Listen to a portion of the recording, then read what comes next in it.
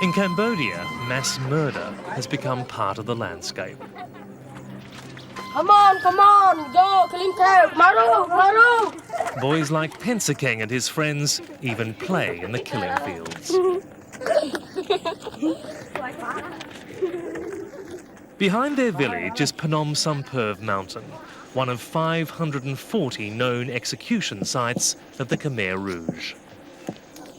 For the local children, it's like a macabre ghost story, complete with child-killing monsters and a cave full of bones. But here, the monsters were real, and the horrors really happened. The boy and girl is small, children, and Khmer Rouge kill, push down and die. And the reason why the Khmer Rouge killed people here by throwing them on rocks was quite simple. It saved on bullets. The Khmer Rouge program of genocide was far more ambitious than even Hitler's or Stalin's. In less than 4 years, they would kill almost a quarter of their population. Old people, young people, even babies were slaughtered in their thousands. But what really distinguishes it is that most of the people who planned and ordered this are alive and well. They live just down the road. Men like Khieu Samphan, the Khmer Rouge Prime Minister, now enjoying a full amnesty and expecting full forgiveness. Ask for all the Cambodians. Let bygone be bygone. Are you prepared at all to say sorry to the Cambodians who died under your regime, to those who survived? Are you prepared in any way to show any remorse for what took place? Yes, sorry, very sorry. And Pol Pot's brother-in-law, Ieng Sary, ranked number 5 in the genocidal hierarchy, now enjoying a royal pardon. At least 6 other members of the Khmer Rouge cabinet are living in comfortable retirement.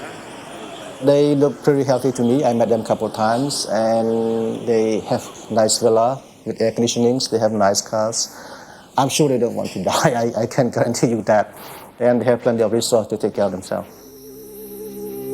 Few acts in history can compare to their crimes. Led by Pol Pot, the Khmer Rouge set out to destroy Cambodian society to create a perfect revolutionary state.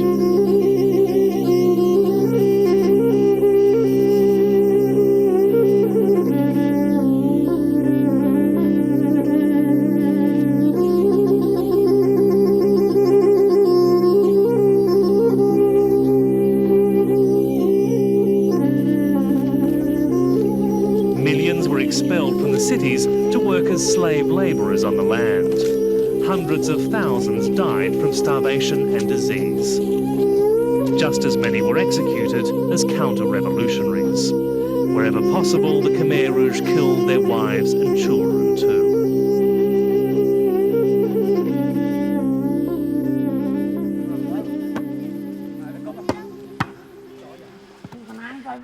In the village of Phnom Sampurv, not a single family escaped the killing spree. By the age of 15, T had lost his entire family. I have 2 elder sisters and 1 youngest brother, and me and my parents. So 6 people in my family, but I lost 5. Looking back, can you understand how it happened, why it happened? Even now, nobody understands the reason why they kill lots of people like that, Even me now, I don't understand. So I think I would like to hear from, the reason why from the former Khmer Rouge. You find them just 60 kilometres from his village. Past a jungle checkpoint, down a dusty, bombed-out road.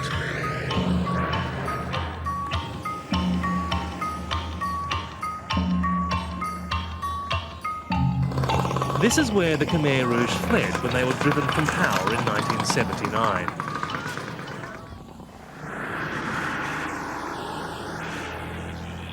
Today, Pai Lin's 40,000 residents still include some of the most senior leaders of Pol Pot's regime. The governor, Yi Chen, is widely reputed to be Pol Pot's son. He insists they should not be punished. អ្នកខ្លះនោះយើងខ្ញុំយល់ថាមិនចំណេញឲ្យកម្ពុជាមិនចំណេញឲ្យប្រជាពលរដ្ឋទាំងមូលអានេះជាគំនិតរបស់ខ្ញុំអត្តនោម័តរបស់ខ្ញុំ Why not? Why not? ព្រោះយើងខ្ញុំយល់អញ្ចេះគឺថាខ្មែរនឹងគឺថាប្រមាណទសវត្សរ៍ហើយគឺមិនដែលមានសេចក្តីសុខទេអានោះទី1ទី2ការធ្វើសន្តិភាពពេលនេះគឺធ្វើសន្តិភាពដោយរវាងថ្នាក់ដឹកនាំរបស់រដ្ឋាភិបាលនិងថ្នាក់ដឹកនាំមេខ្មែរក្រហមដែលមានទស្សនៈជាតិសាមគ្គីឯកភាពពង្រួមគ្នាផ្សះផ្សាដើម្បីបញ្ចប់សង្គ្រាមនៅក្នុងកម្ពុជា Yi Chen was the Khmer Rouge military commander when Thailand defected to the government in August 1996. 10,000 troops laid down their arms and swapped their uniforms in return for amnesties and autonomy. Pol Pot held out till he died in the jungle, but the late 90s saw his fellow murderers defect en masse. Prime Minister Hun Sen welcomed them as elder statesmen. It was seen as the price for peace, but most victims still yearn to see them punished. Dr. Lau Mong Hai has spent 10 years campaigning for a genocide trial. The Khmer Rouge themselves are a demon in our Cambodian body. We have to exorcise the demon. What happened to your family during the Khmer Rouge? My little brother was arrested and tortured to death.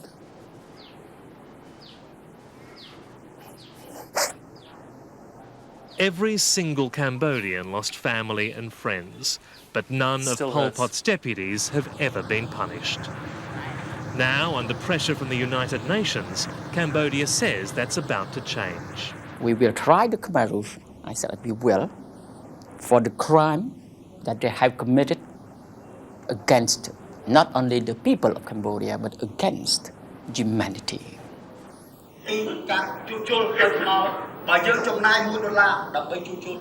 But the proposal before Parliament is not what the UN wanted. Instead of an international court, it would be dominated by Cambodians, and many believe Cambodia simply cannot deliver justice. The human remains here, like this skull, are just one small part of the total collection of evidence. Genocide investigator Craig Etchison has spent the past decade gathering evidence against the Khmer Rouge leadership. He does not believe Cambodian judges and prosecutors have the expertise or independence to convict them. The Khmer Rouge literally killed virtually every single lawyer in the country. They dismantled all of the existing legal institutions. Last month, the justice system was put to the test, trying the former mid-level Khmer Rouge commander, Shuk Rin. He was the man behind the kidnap and murder of Australian social worker David Wilson, and he walked free from the court. More than anything, the trial of Shuk Rin served to underline the fact that impunity continues to reign in Cambodia for the Khmer Rouge. In 1994, Shuk Rin led an attack on a passenger train, slaughtering more than a dozen Cambodians. They kidnapped and later executed David Wilson and 2 other foreign travellers. Despite this, Shuk Rin was allowed to take advantage of a general amnesty and became a colonel in the Royal Cambodian Army. But after intense international pressure, he was charged with murder. Shuk Rin was not on trial for the murder of 20 Cambodians. He was on trial for the murder of 3 foreigners. What does this say about Cambodia's commitment to justice? Even then, he was let free.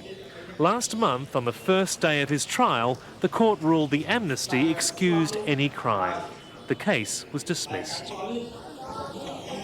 The Cambodians were not even able to properly interpret their own domestic laws.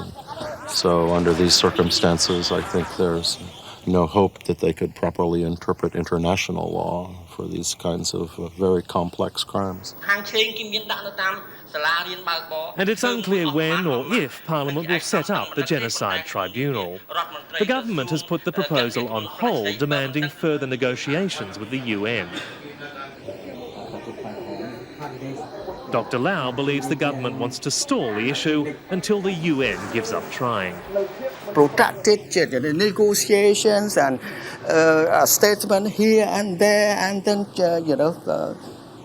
they are mercurial, over this trial issue. You see. So, do you think the Cambodian government wants to have a trial? Deep down, no. Why? Because some of our rulers,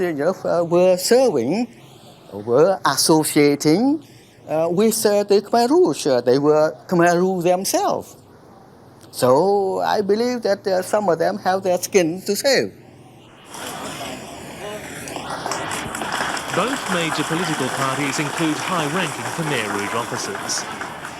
The peace deal saw some Khmer Rouge leaders rewarded with senior military posts. Thailand's Governor Yi Chen warns any move to arrest them would be met by force.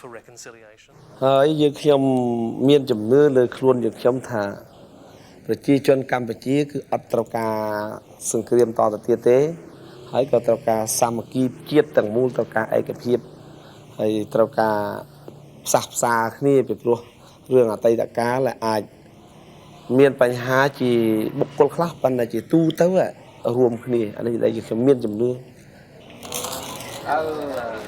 The former Khmer Rouge have retained the commercial interests that helped fund their armed rebellion. They've now supplemented Thailand's gem mines and timber holdings with international casinos. Opposite the main casino, in a tightly guarded jungle compound, is the villa of Khmer Rouge Premier Khieu Samphan.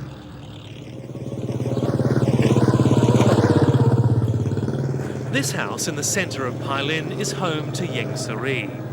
In earlier days, he almost revelled in being a Khmer Rouge celebrity, telling the Canadian Broadcasting Corporation he would write a history of the Khmer Rouge years. But talk of a genocide trial has made him suddenly camera shy.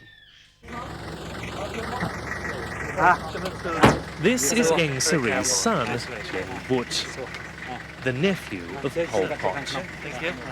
He's now Pailin's deputy governor. His appointment represents a seamless transfer of power to the second generation. But Vut insists his elders are being judged too harshly. ការពិតស្អីមួយចំនួនដែលធ្វើការខុសឆ្គងដូចជារឿងការកាប់សម្លាប់រឿងអីណាខាងលើអត់សូវដឹងទេវានៅមានបញ្ហាខ្លះប៉ុន្តែយើងមិនអាចឆ្លើយយករួចខ្លួនទេព្រោះយើងជាមេដឹកនាំក្នុងរយៈពេលនោះ Do you acknowledge that the Khmer Rouge carried out genocide, that more than 1 million people were murdered in this country? ចំពោះស្ថិតិខ្ញុំអត់ដឹងច្បាស់ទេថាប្រមាណប៉ុន្តែយើងខ្ញុំគាត់តែដឹងថានៅក្នុងពេលដែលយើងគ្រប់គ្រងវាមានមនុស្សស្លាប់មែនប៉ុន្តែចំនួនដល់1លានអ្នកឬមួយយ៉ាងម៉េចអានេះសិតតែជាការប៉ាន់ប្រមាណហើយនឹងចេញពីបញ្ហាកំណត់នយោបាយទេមិនទាន់មានណាស្រាវជ្រាវពិតប្រាកដទេក្នុងរឿងអស់ហ្នឹង Under the proposal, the standing committee of the Khmer Rouge would be indicted. That includes your parents. Do you support that? ក្នុងចំណុចនេះសួរខ្លួនខ្ញុំផ្ទាល់ឲ្យខ្ញុំឆ្លើយឲ្យត្រង់ថាឥឡូវខ្ញុំគ្រប់គ្រងឬមិនគ្រប់គ្រងព្រោះយើងនិយាយថាជាចរិតអ្នកអាស៊ីគេគ្រប់គ្រងមិនបានទេព្រោះឪពុកម្ដាយយើងទៅគ្រប់គ្រងឲ្យតម្លាឪពុកម្ដាយយើងមិនកើតនេះចំណុចអ្នកអាស៊ីយើងនិយាយច្បាស់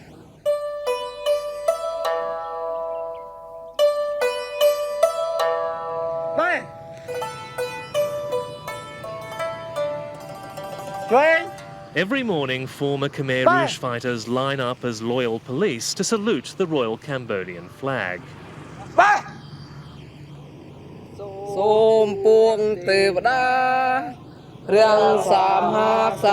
It's as though changing uniforms can shed the past.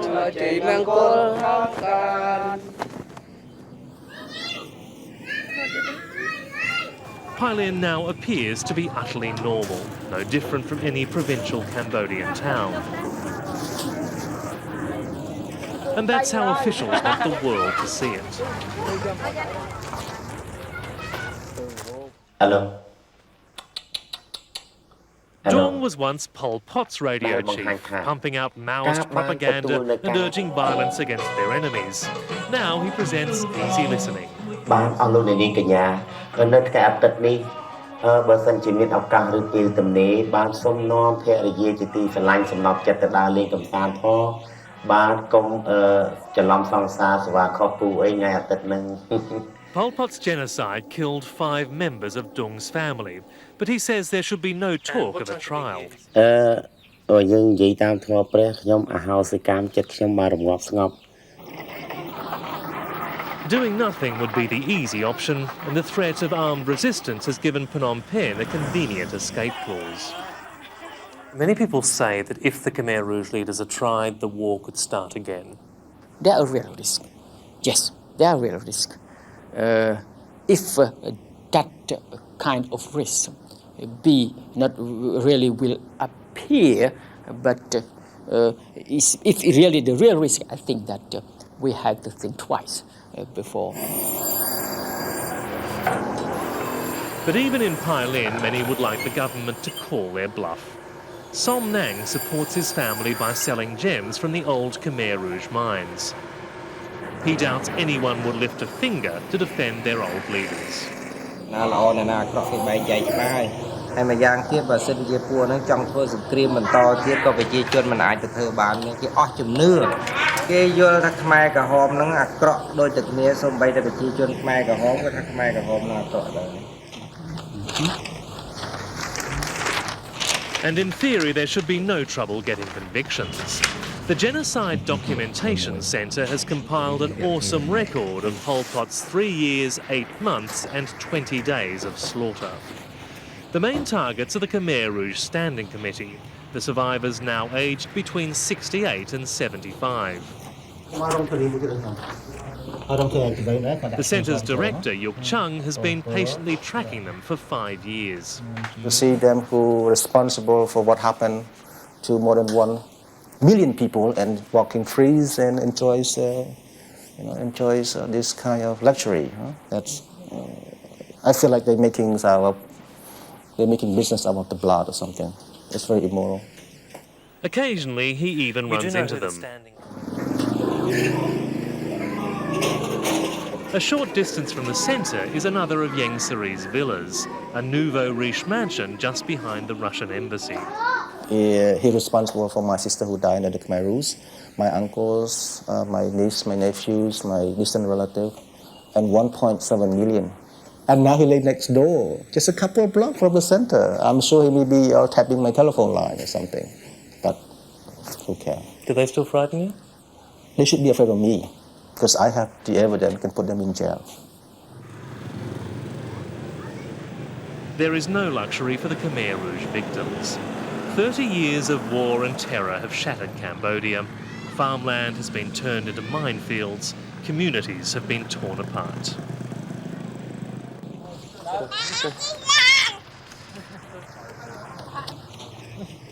But slowly, many victims are recovering from the genocide.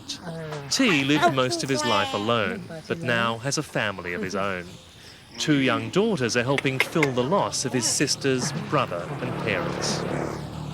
I lost my family, Now I started to have a new family. But he wants them to grow up in a society that knows the difference between right and wrong and that punishes the guilty. I think it's very important for Cambodian people, especially for young generation. You'd like them to know what happened and what must never happen again? Yeah. Because their grandfather, mother, and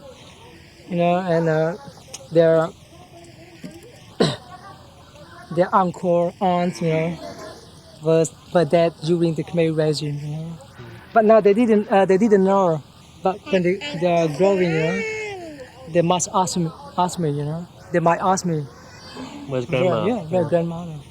Where's grandfather? Chị là nữa.